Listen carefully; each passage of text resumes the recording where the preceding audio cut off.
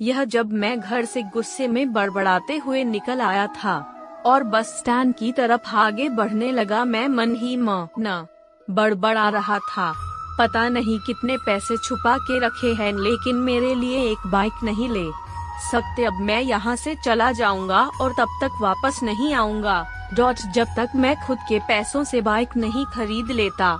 इतना सोच ही रहा था तभी मेरे पैर में मुझे कुछ चुभने का एहसास हुआ।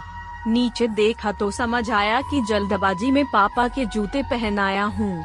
उन जूतों में कील उभरी हुई थी जो मेरे पैर में बार बार घाव किए जा रही थी, लेकिन उस समय गुस्सा अधिक था तो मैं बड़बड़ाते हुए आगे बढ़ गया। एकाएक मुझे याद आया कि मैं पापा का पर्स भी साथ ले आया हूँ।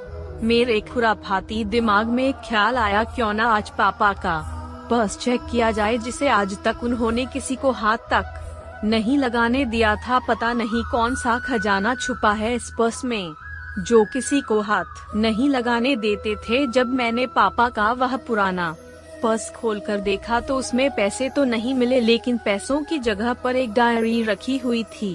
तब मैंने सोचा, ओह तो यहाँ खजाना छुपा रखा है। मैं समझ रहा था कि यहाँ पापा ने लिखा होगा कि किससे कितने पैसे लेने हैं और किसको कितने पैसे दिए हैं, लेकिन मैं गलत था। जब मैंने उस छोटी सी डायरी का पहला पेज खोलकर देखा तो वहाँ पर जो लिखा था वह थोड़ा सीरियस कर देने वाला था। डायरी में जो लिखा था उसे पढ़ने के बाद मेरे चेहरे पर जो एक्सप्रेशन थे वह गायब हो चुके थे, क्योंकि डायरी में वैसा कुछ नहीं था जैसा मैं सोच रहा था। वहाँ पर उन पैसों का हिसाब लिखा हुआ था जो अलग अलग कामों के लिए अलग अलग लोगों से उधार लिए गए थे। उस लिस्ट में कंप्यूटर के नाम पर भी पैसे लिए गए थे।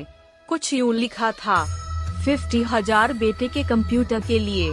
यह वही कंप्यूटर था जिसे मैं आज तक यूज कर रहा हूँ, लेकिन मुझे यह पता नहीं था उस कंप्यूटर को खरीदने के लिए पैसे कहाँ से आए थे। लेकिन आज पता चल रहा था।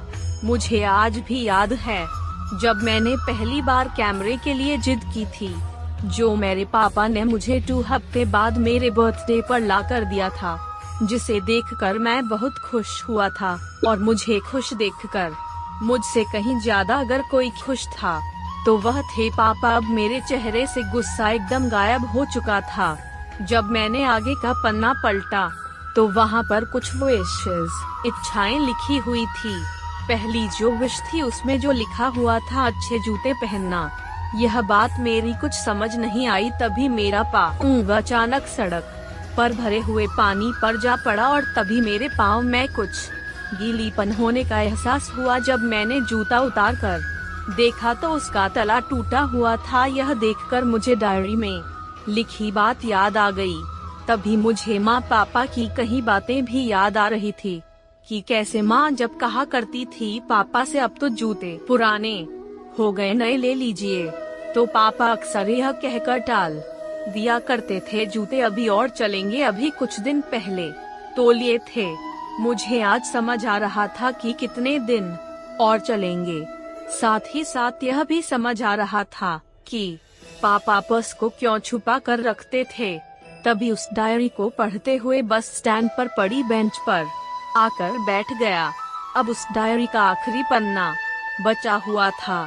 उस पन्ने को जब मैंने पलटकर देखा तो वहाँ कल की डेट लिखी हुई थी।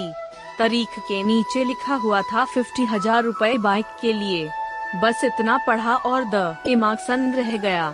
अब मेरे मन में कोई शिकवा गिला नहीं बचा था, बस मेरी आंखों से आंसू चले जा रहे थे। मुझे आज तक नहीं पता तब मैं क्यों रोए जा रहा था। अब मैं जल्दी से घर की तरफ भागा, लेकिन जूतों की वह कील पाँव में अब तक घाव बनाने में कामयाब हो चुकी थी। मैंने जूतों को रास्ते में ही निकाल कर फेंक दिया और भागते लड़खड़ाते हुए घर जा पहुंचा, लेकिन पापा घर पर नहीं थे। मैं समझ गया वह कहाँ थे। मैं सीधा पास वाली बाइक एजेंसी की तरफ भागा। पता नहीं आज कहाँ से इतनी ताकत आ गई थी कि मैं भागते हुए थक नहीं रहा था, और वह भी बिना जूतों के नंगे पैर। जैसे तैसे मैं बाइक एजेंसी पर पहुंचा। पापा वही थे। मैंने पापा को दौड़कर गले लगा लिया और मेरी आंखों से आंसू रुकने का नाम ही नहीं ले रहे थे। पापा को समझ नहीं पा रहे थे आखिर हो क्या रहा है, मैं क्यों रो रहा हूँ। मैंने पापा से कहा, पापा मुझे मोटरसाइकिल नहीं चाहिए, आप अपने लिए जूते ले लीजिए। अब आज से मैं जो भी करूँगा अपनी मेहनत से अपने बलबूते पर पढ़कर करूँगा।